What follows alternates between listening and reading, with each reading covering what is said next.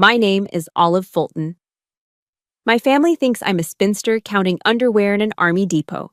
But the truth is, I just got back from 72 hours in the Syrian mud hunting a terrorist leader. Yet tonight, at Thanksgiving, my brother Jackson, who never served a day, patted my shoulder. Hey Olive, I got a new Glock. Want to go shooting? I'll teach you not to shoot your foot. You probably forgot the smell of gunpowder counting socks. He winked at his buddies. He has no idea this logistics girl is one of SOCOM's deadliest snipers. So I decided I'm accepting that invite. Let me know where you're watching from, and hit subscribe if you want to see his face when I tear a target apart at 500 yards. The gravel crunched beneath the tires of my 10-year-old Ford Ranger as I pulled into the driveway. It was 4 p.m. in Fayetteville, North Carolina, and the late November air was crisp, carrying the scent of wood smoke and dried leaves. My truck, a reliable beat-up piece of machinery with a rusted bumper and 200,000 miles on the odometer, looked like a toy parked next to the behemoth sitting in front of the garage. It was Jackson's truck, a brand new, lifted Chevy Silverado. It was jet black, polished to a mirror shine, with tires that cost more than my entire wardrobe. We call them pavement princesses on base. Trucks designed to look tough but have never seen a speck of mud. The back window was plastered with stickers, a Punisher skull, a Don't Tread on Me snake, and a thin blue line flag. It was the starter pack for a middle-aged man trying desperately to look dangerous. I killed the engine and sat there for a moment, gripping the steering wheel. My knuckles were white. Just 48 hours ago, my hands were wrapped around the pistol grip of a suppressed MK-27 rifle, waiting in a cold, wet hide site near the Euphrates River. Now, I had to transform. I reached into the back seat and grabbed my tactical go bag. It was a heavy, battered rucksack stained with oil, sweat, and the red dust of 3 different continents. I opened the trunk of my car, the only place safe from prying eyes, and shoved the bag deep into the shadows, covering it with a blanket. In its place, I pulled out a beige, sensible leather purse I bought at TJ Maxx specifically for days like this. I caught my reflection in the rearview mirror. My eyes looked hollow. There was a thin, healing scratch along my jawline from a piece of shrapnel that had flown a little too close last week. I applied a thick layer of concealer over it, smoothing it out until the warrior vanished and the supply clerk appeared. I took a deep breath, inhaling the silence before stepping out into the war zone I feared most. My mother's kitchen.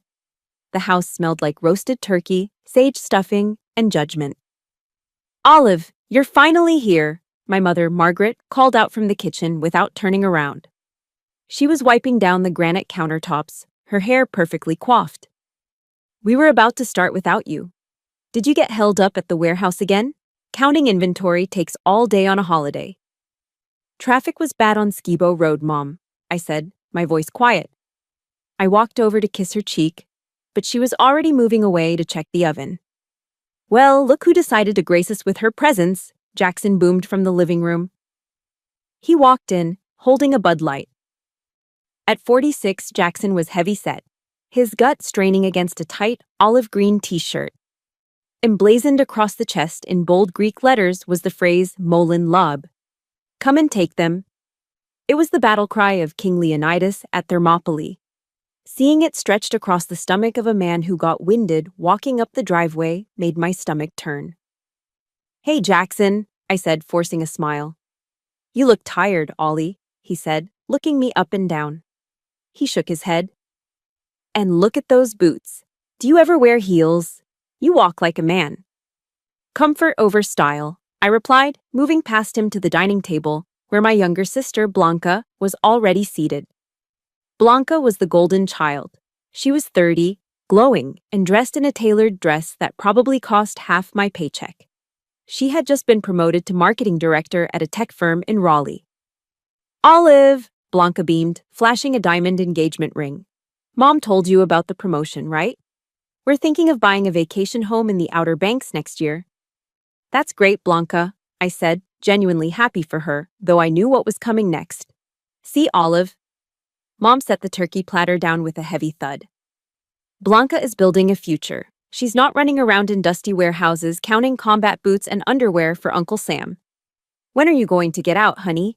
You're 32. You're not getting any younger, and frankly, that job makes you look hard. I stared at the mashed potatoes. The benefits are good, Mom. And the pension? Pension, Jackson snorted, taking a swig of beer. The military is a joke these days. It's all soft. They're worried about feelings, not fighting. Back in the day, it was about toughness. Now? I bet half the guys on Bragg couldn't handle a real firefight. I cut a piece of turkey, my knife scraping against the china. If only you knew, I thought. If only you knew that the soft guy I work with, Miguel, carried a wounded teammate 2 miles uphill while taking fire last month. But I said nothing. I just chewed, swallowing the meat along with my pride. This was the deal I made. To protect them from the worry, to protect my mother's fragile heart, I had to be the disappointment. I had to be the clerk. Speaking of fighting, Jackson leaned forward, his eyes lighting up with that fake intensity he loved to project. I joined that new tactical gun club out on Highway 87. You know, the one with the dynamic ranges? That sounds fun, I said flatly. Fun? It's serious business, Olive, he corrected me, pointing a fork in my face. I just picked up a custom Glock 19 with a holographic sight and a match-grade barrel. Cost me $2,000. I've been watching a lot of tactical training videos online. You have to be ready, you know? The world is getting dangerous. I took a sip of water to hide the smirk threatening to break through. Jackson was lecturing me about danger while sitting in a climate-controlled suburban dining room.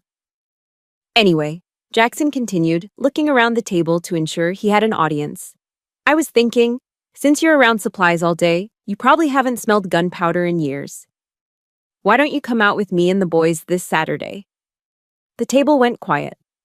Mom looked at me with pity. Blanca looked amused.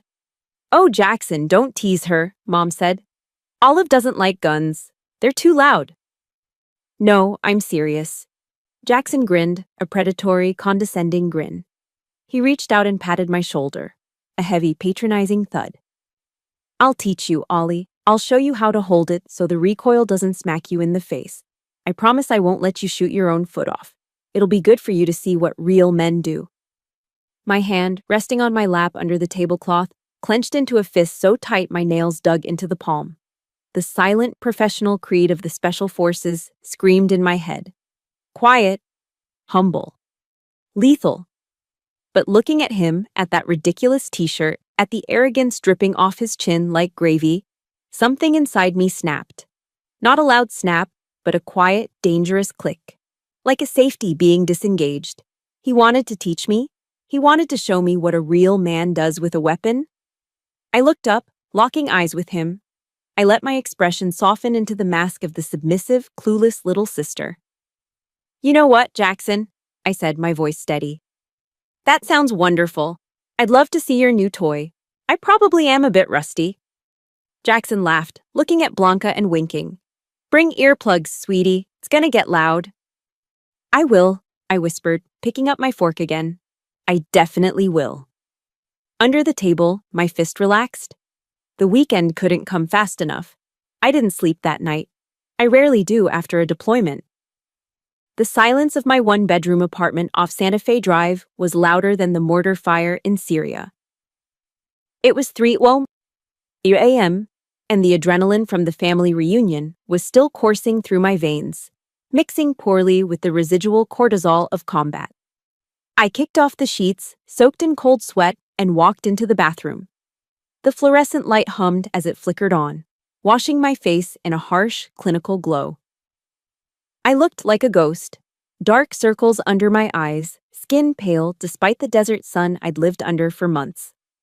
I pulled off my oversized t-shirt and stared at the reflection in the mirror. My family saw a logistics clerk who lifted boxes of MREs. The mirror showed a map of violence. There was a jagged pink line running down my left shoulder, a souvenir from a ricochet in Kandahar 3 years ago.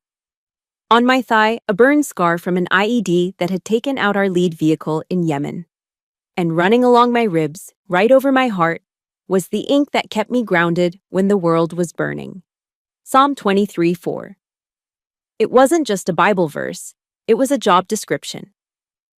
Yea, though I walk through the valley of the shadow of death, I will fear no evil, for thou art with me. I traced the letters with my finger. My mother would faint if she saw this, not because of the tattoo, though she hated them, but because of what it represented. She thought I sorted inventory lists. She didn't know I was the one walking through the valley so she could sleep soundly in her suburbs. My mind drifted back 10 years. I was 22, fresh out of the Q course, proud and stupid. I had come home for Christmas and made the mistake of telling a story. Just a small one. About a training accident where a flashbang went off too close. I remember the color draining from my mother's face, her hand clutching her chest, the gasping breaths, the ambulance ride. The doctor said it was a stress-induced angina attack. She can't handle stress, Olive, my father had told me before he passed. Keep her safe. So I did. I created the lie, Olive the supply sergeant, Olive the spinster, Olive the failure. It was the best cover story I ever fabricated. It kept her heart beating, even if it broke mine every time she looked at me with that mix of pity and disappointment. I turned away from the mirror and walked into the small living room. It was sparse: a couch, a TV I never watched, and a locked gun safe in the closet. Jackson had made a comment about my apartment once. Must be tight living on a sergeant's salary, huh? Maybe if you got a real job, you could afford some decor. I picked up my phone and logged into my bank account. I didn't do it for vanity. I did it for reassurance. The numbers loaded on the screen. Checking, $2,400. Savings, $485,000. Hazard pay, re-enlistment bonuses, combat pay, special operations stipends. And the fact that I spent 9 months of the year living in a tent where my expenses were zero. I was sitting on nearly $500,000 in cash, not counting my investment portfolio. I could buy Jackson's lifted truck 5 times over and set them on fire just for fun. But I didn't. I lived the gray man lifestyle. Blend in, be unremarkable, don't draw attention.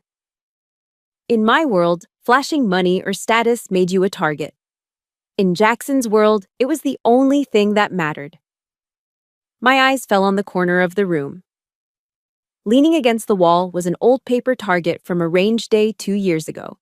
It was a hostage rescue target, a silhouette of a bad guy holding a good guy. There were 2 holes in the bad guy's head, so close together they looked like a single figure 8. I walked over to it. I remembered that shot. 800 yards, crosswind, moving target. I had taken the breath, held it between heartbeats, and squeezed. I protect this country, I whispered to the empty room. I protect people who don't even know I exist, but in my own house, I'm a joke. The shame washed over me again, hot and suffocating. It wasn't just about Jackson being a jerk. It was about the erasure of my entire existence. To them, the last 10 years of my life, the blood, the sweat, the friends I'd lost, didn't count. It was just counting underwear.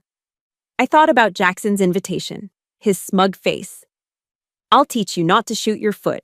Usually I would deflect. I would make an excuse. I would say I had inventory to count. But tonight, looking at that target, something shifted. The stoic wall I had built around myself developed a crack. No, I said, my voice firm in the darkness. I wasn't going to the range to learn. I wasn't going to be the little sister this time. I walked over to the closet and punched the code into my gun safe. The heavy steel door swung open with a smooth hiss. Inside, gleaming under the safe's LED light, was my custom STI 2011 combat pistol. It was a work of art. Machined steel, aggressive stippling, a red dot sight that cost more than Jackson's entire gun collection. I picked it up. It felt heavy, cold, and familiar. It felt like the truth. He wants to see a shooter. I racked the slide, the metal clacking satisfyingly in the quiet room. I'll show him a shooter. It was a dangerous game. Revealing my skills meant risking the cover story. If I shot too well, questions would be asked. But I was tired. I was so tired of being the disappointment. Just for one day, just for 1 hour on that range, I wanted to stop pretending. I wanted to let the wolf out of the cage, just a little bit. I put the gun back and closed the safe.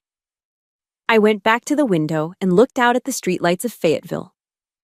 Somewhere out there, Jackson was probably sleeping soundly, dreaming of being the alpha male he pretended to be. He had no idea what was coming. If you've ever had to hide your true self just to keep the peace in your family, hit that like button. And tell me in the comments, have you ever been underestimated by the people who should know you best? Type yes if you know exactly how that feels. The sun would be up in a few hours. I needed to sleep. I needed to be ready. A Saturday was going to be interesting. 72 hours later, the contrast between my two lives couldn't have been starker.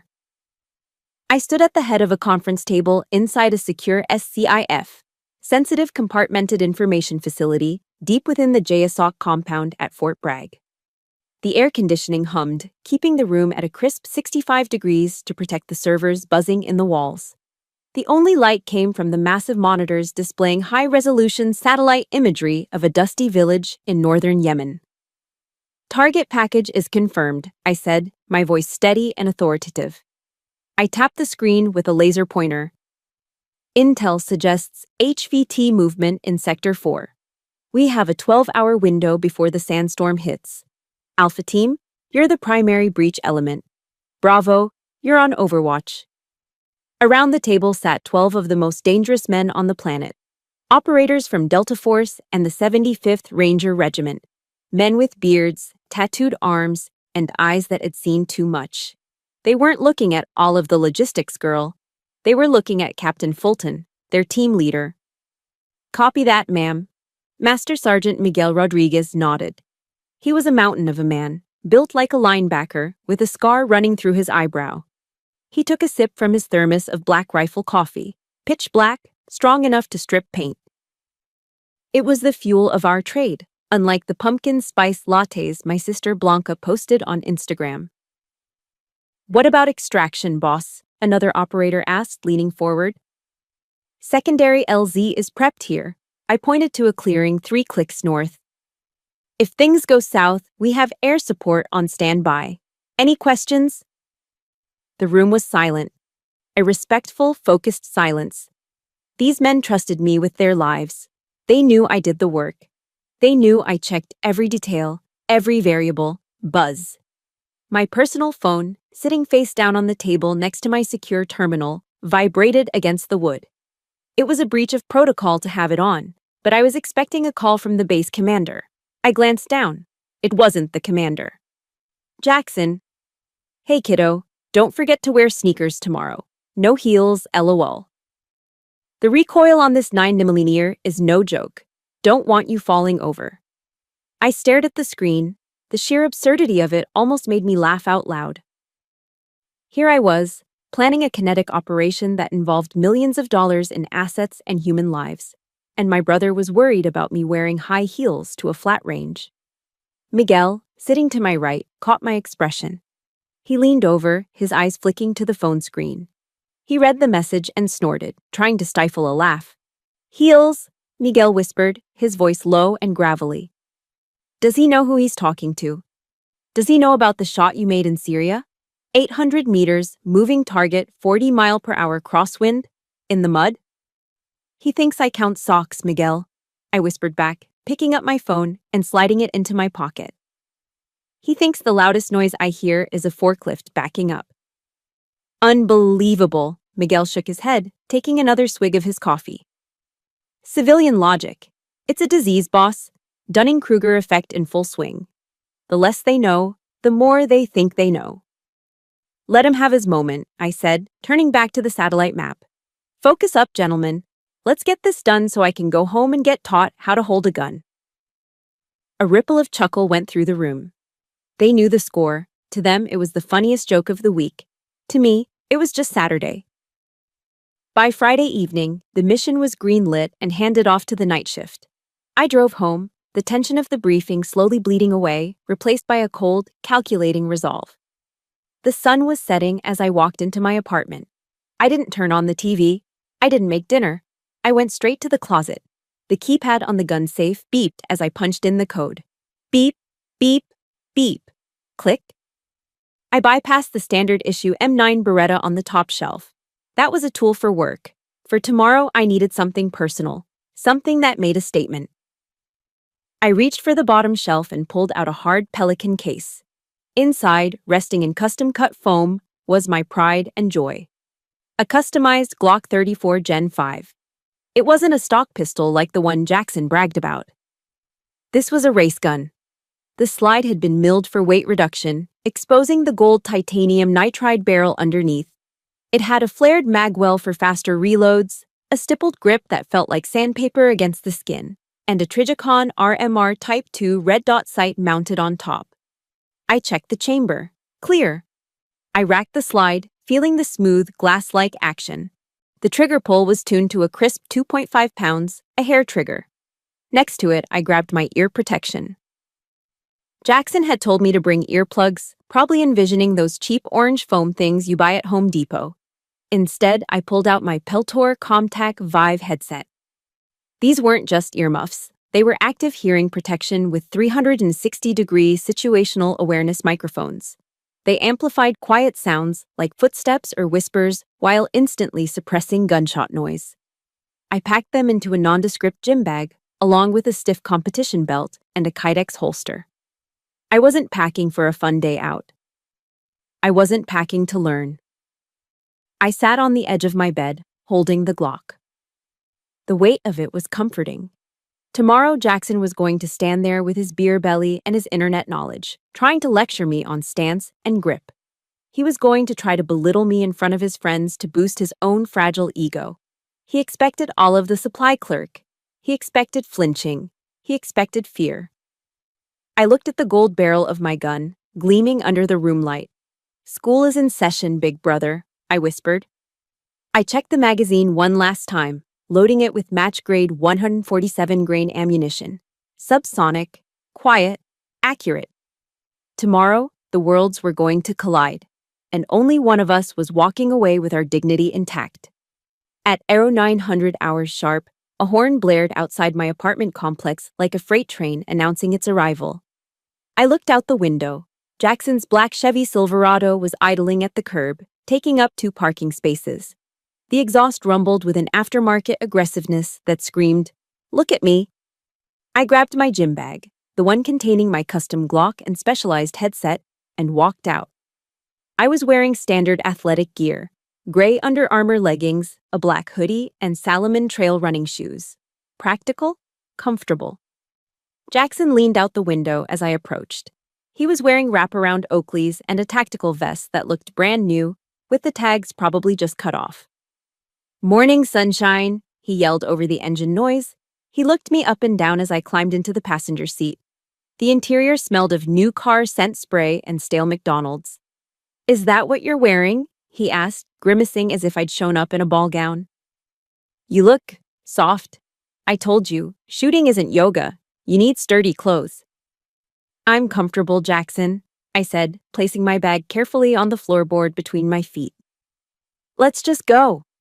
He revved the engine unnecessarily before peeling out of the lot, cutting off a Honda Civic in the process. He didn't even check his blind spot. For the next 45 minutes, I was held captive in the cab of his truck, forced to listen to a lecture that was equal parts hilarious and infuriating. The radio was blasting some generic bro-country song about dirt roads and cold beer, but Jackson turned it down just enough so I could hear his wisdom. "So, here's the thing about ballistics, Olive," he began, one hand on the wheel, the other gesturing wildly. "You gotta understand stopping power. That's why I carry a .45, because if I hit a bad guy, I want him to stay down.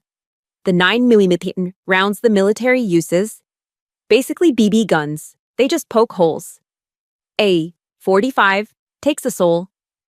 I stared out the window at the passing pine trees of North Carolina. "Incorrect," my brain corrected automatically.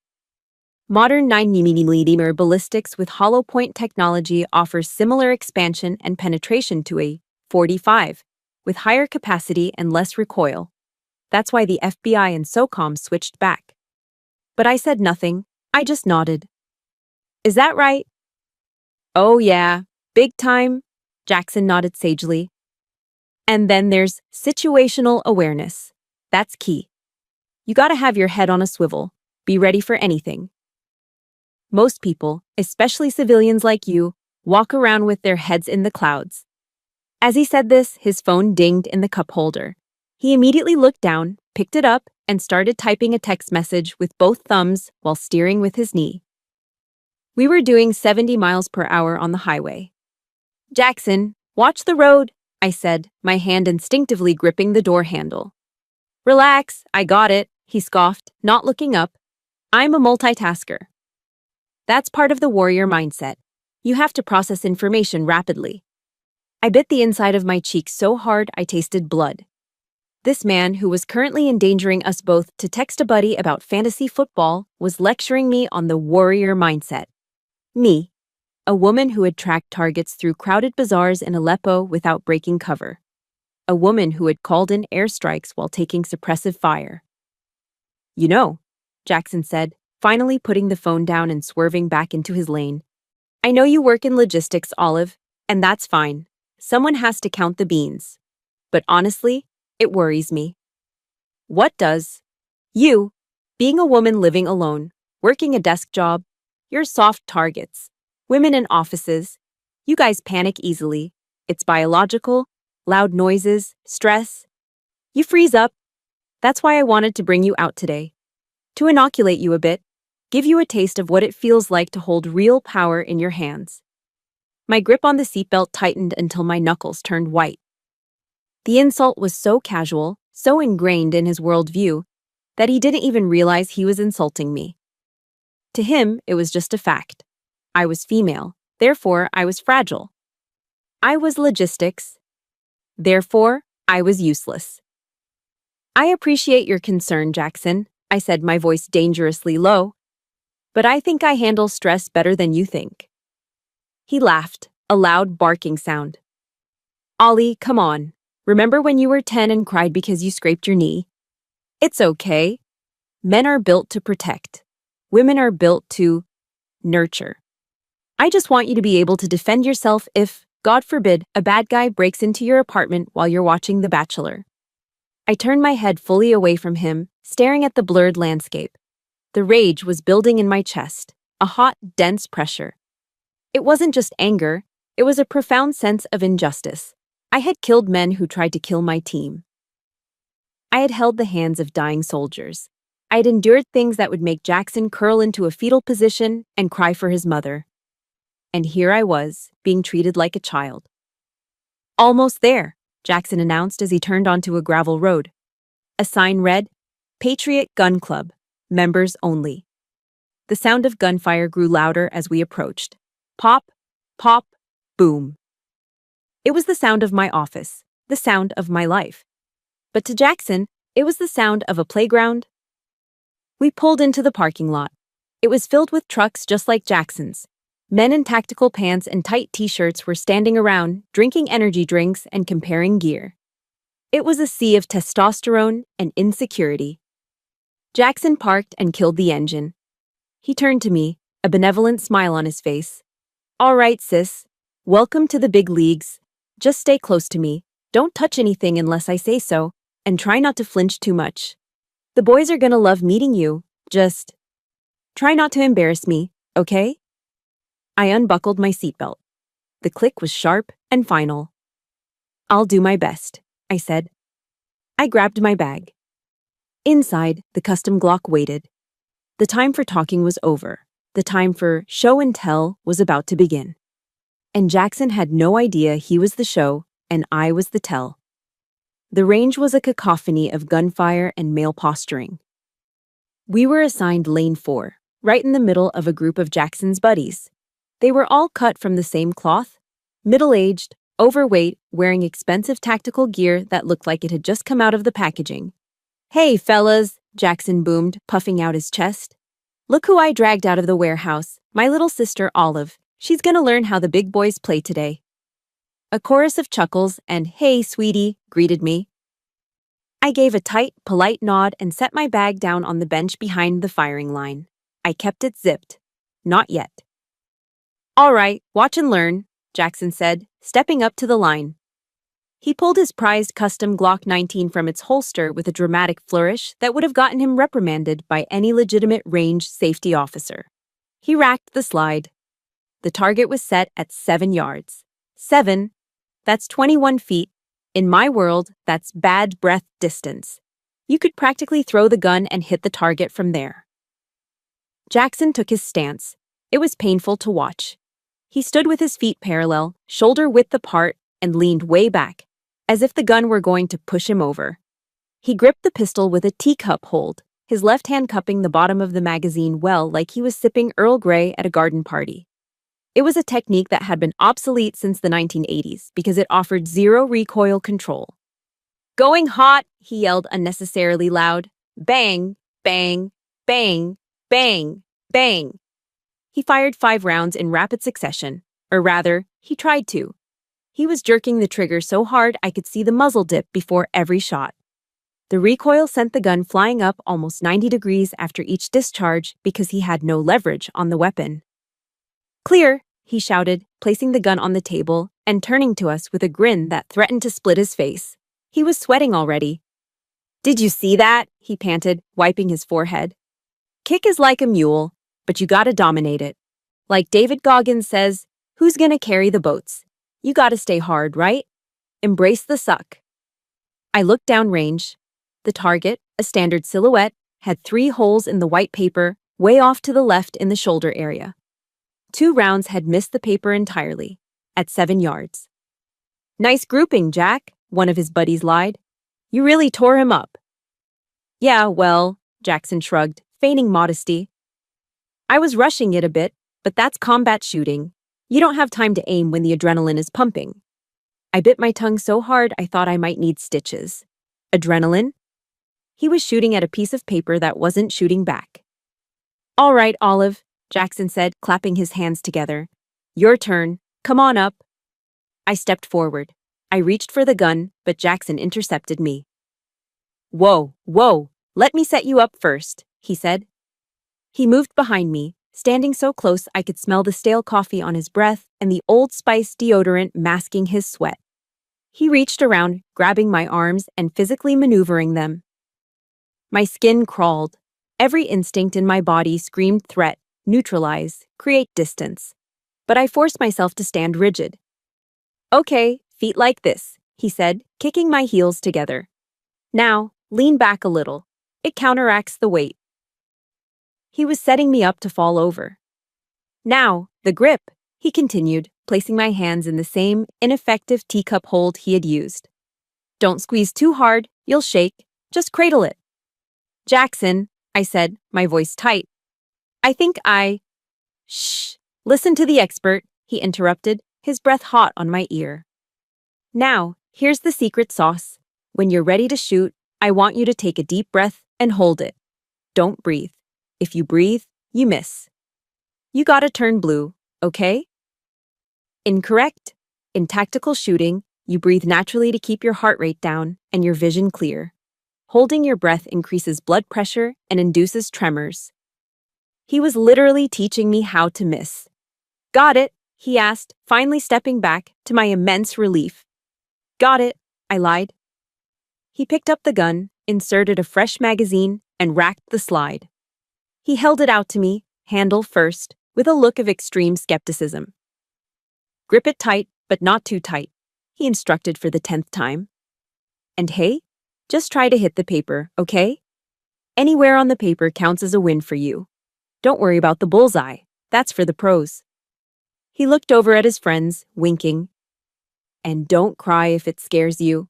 It's loud." I took the gun. My hand wrapped around the polymer grip. It felt alien compared to my custom STI, but a Glock was a Glock. It was a tool. And in the hands of a master, any tool could sing. I looked at the target, 7 yards.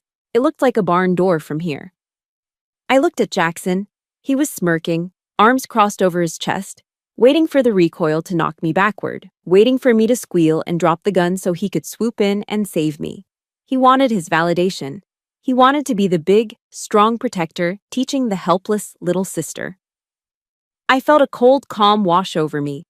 The noise of the range faded into a dull hum, My heart rate dropped. My vision sharpened. I wasn't going to hit the paper. I was going to erase his ego. "Ready when you are, sis," Jackson called out. "Just don't shoot yourself." I turned my back to him, facing downrange. The mask was slipping. The supply clerk was checking out. The Green Beret was clocking in. "Stand by," I whispered to myself. $20 says she drops it after the first shot, one of Jackson's friends whispered. It was loud enough for me to hear. It was meant for me to hear. "No way," another chuckled, the sound grating against my eardrums like sandpaper. $10 says she hits the dirt, or cries, or both. Jackson laughed along with them, a booming, confident sound that filled the small space of the firing lane. "Hey now, go easy on her, boys. She's used to counting boxes, not handling firepower. Just give her space to panic." I stood there, the Glock heavy in my hand, staring at the white paper target 7 yards away. The laughter behind me began to blend with other sounds in my head. Still counting underwear in the warehouse? My mother's voice, dripping with disappointment over the Thanksgiving turkey. "When are you going to get a real job?" "You walk like a man, Olive." Women in offices panic easily. It was a cacophony of doubt, a symphony of disrespect that had played on loop for the last decade of my life. I had swallowed it, I'd internalized it, I'd let them paint me as the failure so they could feel like the successes. But today the music stopped. I closed my eyes for a fraction of a second. In the darkness behind my eyelids, I wasn't in North Carolina. I wasn't Jackson's little sister. I was back in the stack, waiting to breach a door in Raqqa. I was in the hide site, regulating my breathing as a patrol walked by 10 feet away. I inhaled slowly through my nose, counting to 4. Inhale, 1, 2, 3, 4. I held it. Hold. 1, 2, 3, 4. I exhaled. Exhale. 1, 2, 3, 4. Tactical breathing. My heart rate, which had spiked from irritation, began to slow. Thump, thump, thump, 60 beats per minute. The supply sergeant mask cracked. It fell away, shattering on the concrete floor, invisible to everyone but me. When I opened my eyes, the world looked different. The colors were sharper. The sounds of the range, the distant pops, the laughter, faded into background white noise. My focus narrowed to a tunnel vision centered entirely on the threat. In this case, the threat wasn't the target. The threat was the disrespect standing behind me. Jackson stepped forward again, his hand reaching out to correct my shoulder one more time. He was going to touch me. He was going to invade my space again to show his dominance. "Here, let me just fix your..." My left hand came off the gun and shot backward, catching his wrist in midair. I didn't squeeze hard, just enough to stop his momentum cold. "Don't," I said. The word hung in the air, heavier than the humidity. It wasn't the voice of Olive the sister. It was the voice of Captain Fulton.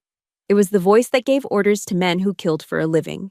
It was cold, flat, and absolutely terrifying. Jackson froze. He looked down at my hand on his wrist, then up at my face. He saw something in my eyes he had never seen before. He didn't see the shy, awkward girl who brought potato salad to potlucks. He saw a predator. He saw the 1,000-yard stare. That hollow, detached look of someone who has seen the soul leave a body and didn't blink. "Back off, Jackson," I said, my voice dropping an octave.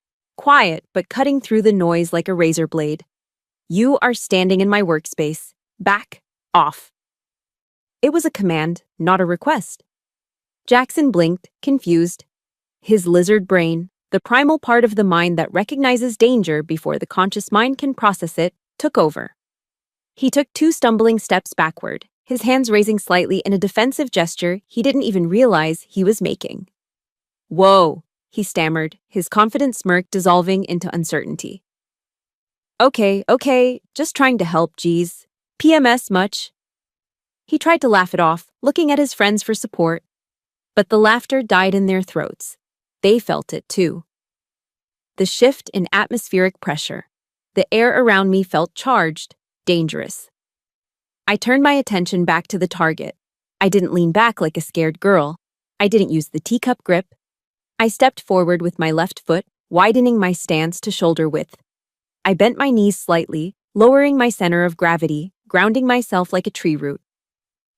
This was the modern isosceles stance: aggressive, stable, mobile. I leaned my torso forward, engaging my core, preparing to absorb the recoil not as a shock, but as a rhythm. I brought the gun up. My grip shifted seamlessly, my strong hand high on the backstrap, getting as close to the bore axis as possible. My support hand wrapped around the front, fingers digging in, thumbs forward and parallel, creating a vice-like clamp on the weapon. I extended my arms, locking my elbows, but keeping them unlocked enough to act as shock absorbers. My head dipped slightly, bringing my dominant eye in line with the sights without straining my neck. General James Mattis's words echoed in the silence of my mind. Be polite, be professional, but have a plan to kill everyone you meet. I had been polite. I had been professional. Now, I had a plan. The target was 7 yards away. It was an insultingly easy shot. But I wasn't just going to shoot it. I was going to surgically dismantle it. The chatter behind me had stopped completely. Even the guys in the next lane had paused to watch. There was something magnetic about competence. You could feel it when someone knew exactly what they were doing. My finger moved from the frame to the trigger. I took up the slack, feeling the wall. I wasn't angry anymore. Anger is messy. Anger makes you miss. I was cold. I was precise. I was a machine built by the United States government to do one thing very, very well. I focused on the front sight post. Crystal clear. The target blurred slightly in the background. Breath out. Pause. The moment I pull this trigger, everything changes. My cover is blown.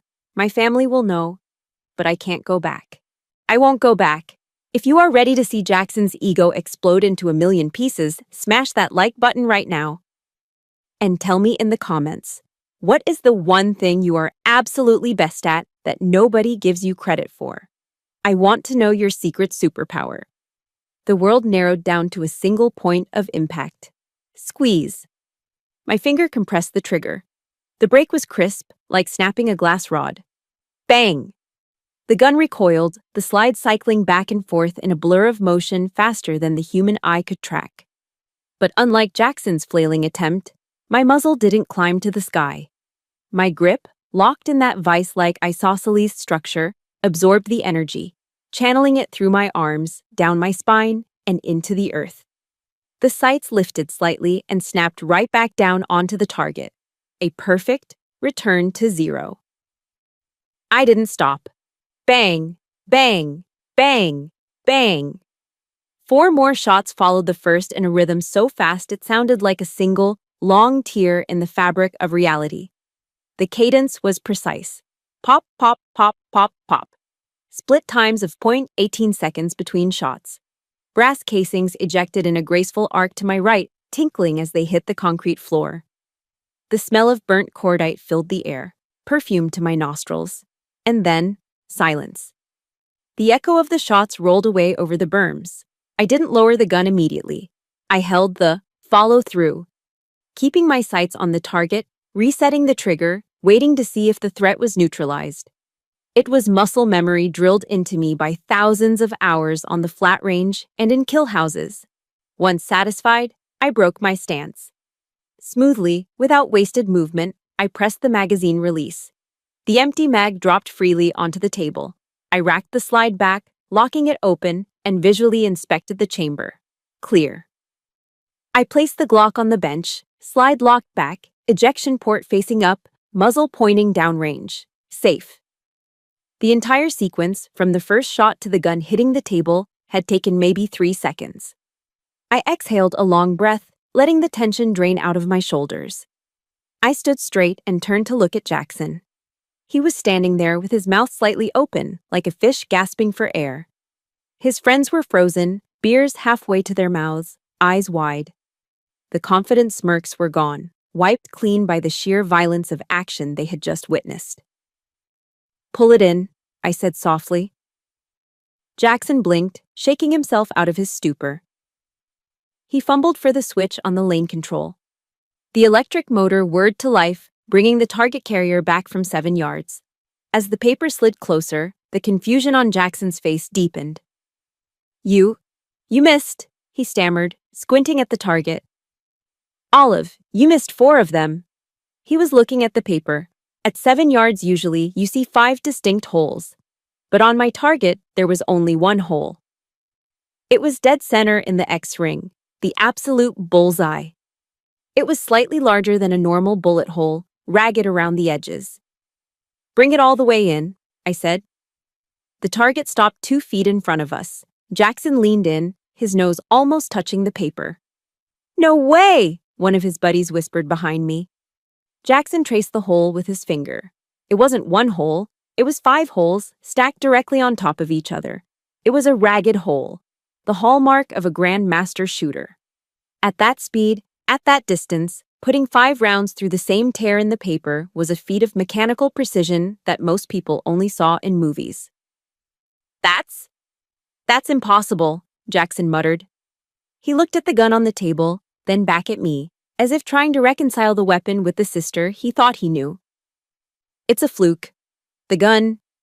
Maybe the sights are off. He was grasping at straws, his brain refusing to accept the reality that his logistics sister had just outshot him by an order of magnitude. I reached up and pulled off my electronic ear protection, letting it hang around my neck. The silence in the bay was deafening. Every eye in the vicinity was on us.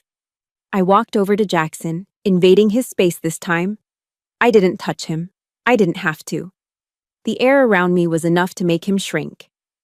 The sights are fine, Jackson, I said, my voice calm, devoid of the earlier anger. It was the calm of someone who knows exactly who they are. And the recoil? It's just physics. Force equals mass times acceleration. If you have a proper grip, it manages itself. I leaned in closer, ensuring he heard every syllable. And one more thing. Don't ever tell a soldier to hold their breath. Oxygen fuels the brain. It keeps your vision sharp and your muscles relaxed. Holding your breath increases your heart rate and makes you shake. In a firefight, that's the fastest way to die. I picked up the target sheet, ripping it off the cardboard backer. I folded it neatly and tucked it into his tactical vest pocket, right next to his pristine, unused tourniquet. You can keep that, I said, as a souvenir. I turned back to the bench to pack up my gear. My hands were steady, my heart was light. For the first time in 10 years, I felt seen. Not by them, they were still too in shock to truly see, but by myself. I had let the wolf out, and she had hunted. Behind me, nobody said a word. The mansplaining was over. The lesson had been delivered. And the teacher was dismissed. The silence was broken by the sound of slow, heavy footsteps crunching on the gravel. A shadow fell over our bench. I turned to see an older man approaching. He was in his 60s, with skin like weathered leather and a thick gray mustache.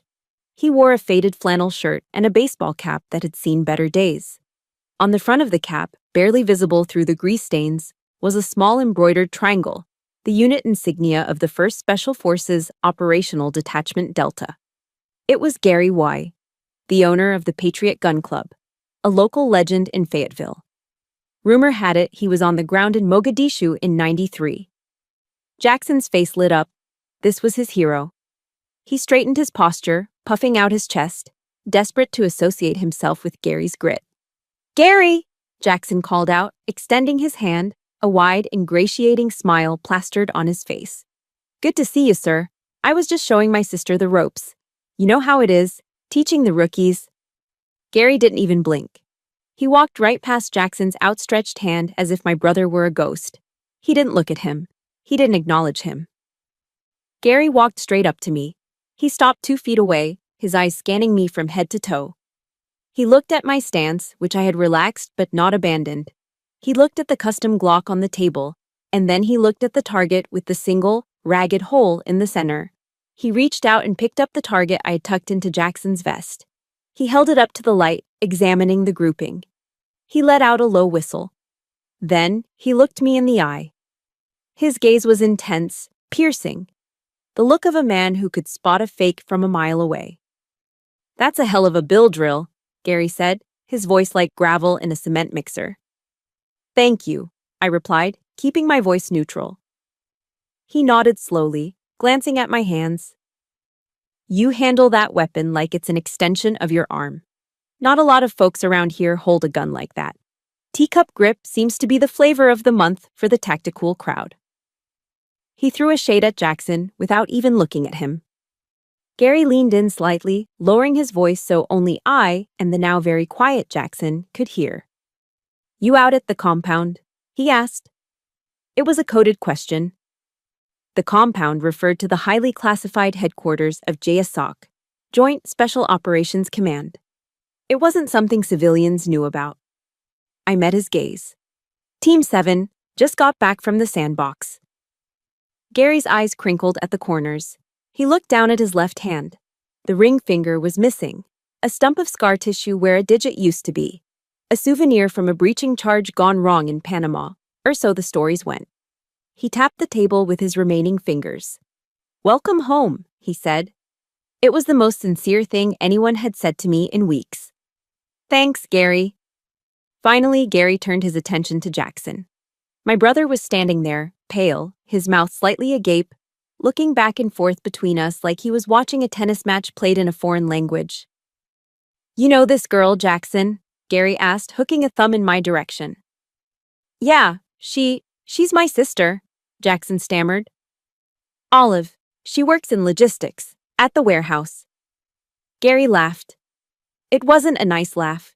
It was a dry, barking sound. Logistics, Gary repeated, shaking his head. Son, let me tell you something.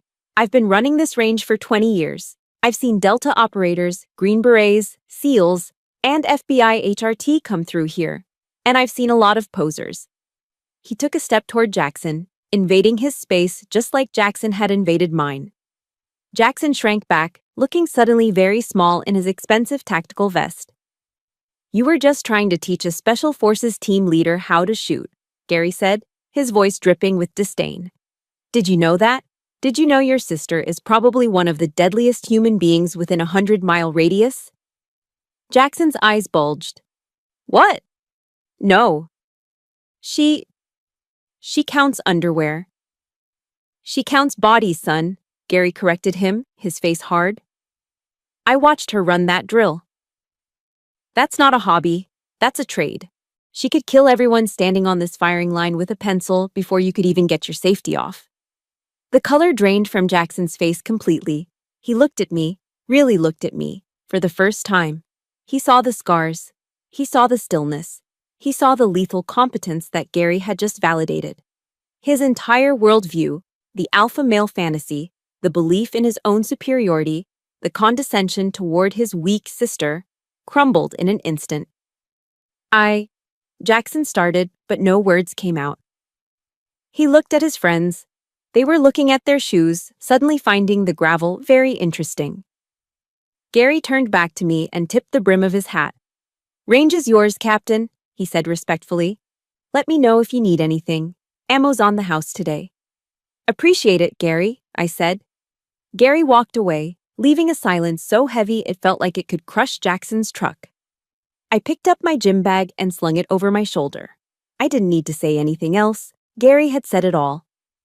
Let's go, Jackson, I said, walking past him toward the truck. I think we're done here. Jackson followed me like a whipped dog. He didn't offer to carry my bag. He didn't make a joke. He just walked, head down, the weight of his own humiliation pressing down on his shoulders. The drive home was going to be very, very quiet. The drive back to Fayetteville was suffocating. Jackson didn't turn on the radio. He didn't text. He drove with both hands on the wheel, 10 and 2, staring straight ahead at the asphalt. The silence in the cab of the truck was heavy, thick with unspoken words and shattered ego. For the first 20 minutes, the only sound was the hum of the tires and the rhythmic thrum of the engine. I sat in the passenger seat, looking out the window, watching the pine trees blur past. I wasn't angry anymore. I felt lighter, as if I had just shed a 50-pound rucksack I'd been carrying for a decade. Finally, Jackson cleared his throat. It was a nervous, raspy sound. Why didn't you tell me? He asked. His voice lacked its usual booming confidence. It sounded small. Why did you let me make a fool of myself back there? You let me lecture you. You let me look like an idiot in front of Gary, in front of my friends. He gripped the steering wheel tighter, his knuckles whitening. He was trying to shift the blame, trying to make himself the victim. Typical. I turned my head slowly to look at him. Because you never asked, Jackson, I said calmly. He frowned, glancing at me for a split second before returning his eyes to the road. What do you mean I never asked? We talk all the time. No, I corrected him. You talk, I listen. In 10 years, have you ever once asked me, Olive, what do you actually do? Have you ever asked, Olive, are you okay? No, you just assumed. You assumed I was counting socks because that fit the narrative you wanted. Narrative? He scoffed, though the fight was draining out of him. What narrative? The one where you're the big, strong, successful brother, and I'm the spinster sister who failed at life, I said, my voice steady and cold. You and Mom. You need me to be small. You need me to be the logistics girl so you can feel big. If I'm weak, then you're strong by comparison. If I'm poor, then you're rich. Jackson opened his mouth to argue, but closed it again. The truth of my words hit him like a physical blow. He knew it. Deep down, under layers of insecurity and bravado, he knew I was right. I didn't think. He trailed off. Exactly, I said. You didn't think. You just judged. I shifted in my seat, turning my body fully toward him. This was it. The moment I set the terms of engagement for the rest of our lives. Listen to me carefully, Jackson, I said, because I'm only going to say this once. He swallowed hard, his Adam's apple bobbing. From this moment on, Olive the supply sergeant is dead. She doesn't exist anymore. The woman sitting next to you is a Green Beret team leader. I have done things you can't even imagine. I have seen things that would give you nightmares for the rest of your life. I paused, letting the weight of my identity sink in. I don't need your protection, I continued. I don't need your money. And I certainly don't need your lessons on how to be tough. I have more money in my savings account than your entire construction company is worth. I could buy this truck and your house in cash today. Jackson's eyes widened. You do? Yes, I said. But I don't flash it around because I don't need to prove anything. That's the difference between us, Jackson. You need everyone to know you're an alpha. I just am what I am. I took a deep breath. Stoicism teaches us that we cannot control the actions of others, only our reactions to them. I had reacted with silence for too long. Now, I was reacting with boundaries. Here is the new deal, I said, my tone final. You will treat me with respect. You will stop the mansplaining. You will stop the little digs about my job or my marital status. You will tell Mom to back off. And if I don't, Jackson asked, a flicker of his old defiance trying to spark. Then I disappear, I said simply. I'm serious, Jackson. I will request a transfer to Fort Lewis or Germany. I will change my number. I will block you on everything. You will never see me or hear from me again. I don't need this family. I have a family. They wear multicam and they would die for me. I choose to be here because I love you, despite everything. But I won't be a doormat anymore. The truck cab fell silent again. The threat hung in the air, tangible and real. Jackson knew I wasn't bluffing. He had seen the 1,000-yard stare at the range. He knew I had the capacity to cut ties as surgically as I'd cut the center out of that target. He drove for another mile, processing everything. I watched his face. I saw the struggle, the death of his ego, the birth of a new realization. He looked at me again, and this time, there was no condescension. There was fear. And behind the fear, there was something else. Respect. Okay, he said quietly. His voice was humble, stripped of all its bluster. Okay, Olive, I hear you. Good, I said. I didn't know, he added, his voice cracking slightly. About the money, about everything. I'm sorry. It was the first time in my adult life that my brother had apologized to me. It wasn't perfect. It wouldn't fix everything overnight. But it was a start. I looked back out the window. The sun was dipping below the tree line, casting long shadows across the road. The war inside my house wasn't over, but the terms of the treaty had just been rewritten. And for the first time, I was the one holding the pen. "Just drive, Jackson," I said, leaning back in the seat, "and turn the radio back on. But no more Florida Georgia line. Put on some classic rock." Jackson let out a small, nervous chuckle. He reached out and turned the dial. The opening chords of AC/DC's Thunderstruck filled the cabin. He didn't say another word. He just drove, 2 hands on the wheel, eyes on the road, sitting next to a sister he was only just beginning to meet. 1 month later, the scent of charcoal and grilling burgers filled the air in my mother's backyard. It was a crisp December afternoon in Fayetteville, the kind where the sun is bright but the air has a bite to it, perfect for a hoodie and a cold beer. I sat at the picnic table, watching the smoke drift up towards the Carolina blue sky.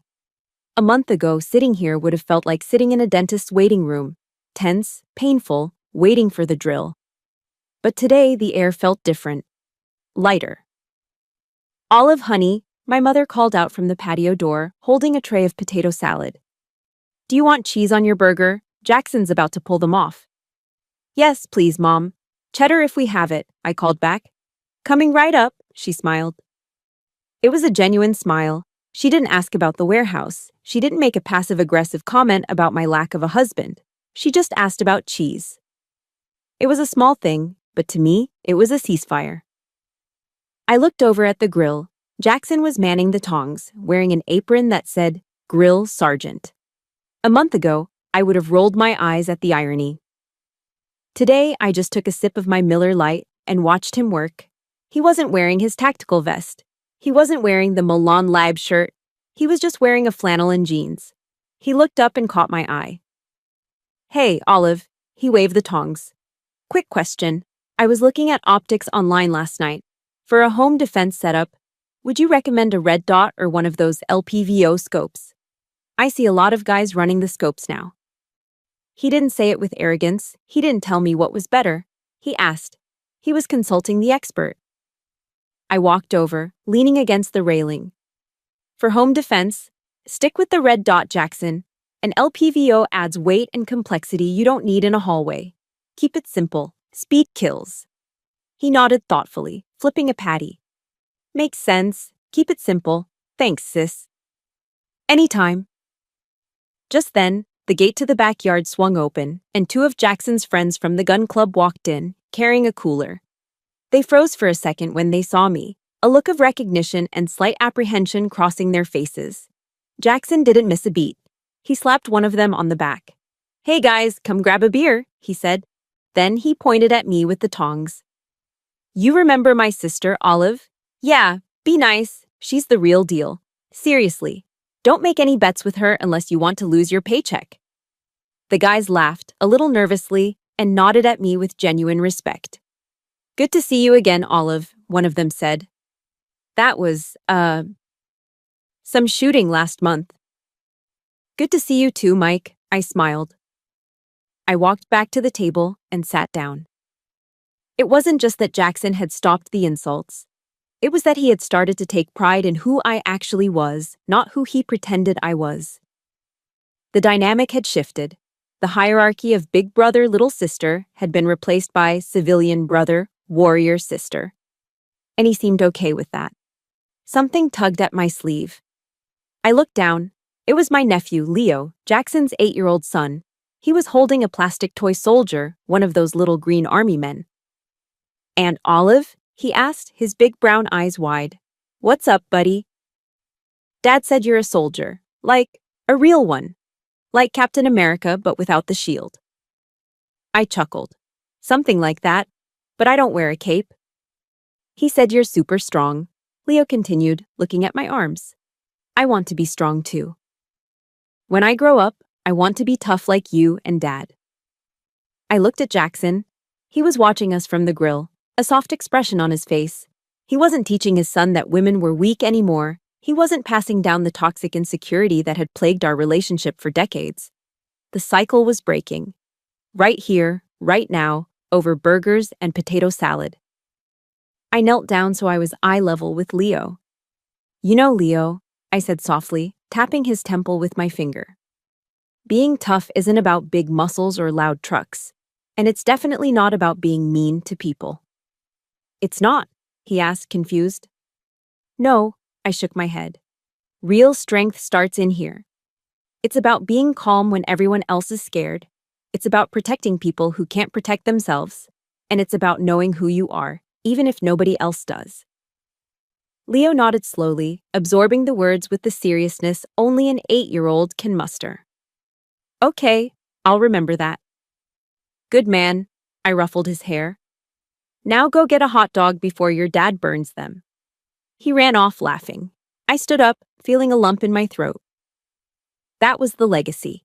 Not the medals in my drawer, not the money in my bank account, not even the terrorists I had removed from the battlefield. It was this. It was teaching a little boy that strength comes in all forms, and that respect is the currency of a real man. I grabbed my beer and walked around to the front of the house. I needed a moment of quiet to soak it all in. I sat on the old wooden rocking chair on the porch. The sun was beginning to set, painting the sky in streaks of purple and gold. Across the street, a neighbor was raking leaves. A dog barked in the distance. Attached to the pillar of the porch, the American flag snapped gently in the breeze. Old Glory. I had fought under that flag in deserts and mountains, in places where the sand turned to glass and the nights were freezing cold. I had lost friends under that flag. For so long, I felt like I had to leave that part of me at the door when I came home. I felt like I had to put on a costume, the spinster, the clerk, the disappointment, just to fit into the picture my family had painted. But the costume was gone now. Burned away by 5 rounds of 9mm ammunition and a moment of courage. I took a long sip of the cold beer. It tasted like victory. Not the loud ticker tape parade kind of victory, but the quiet, enduring kind.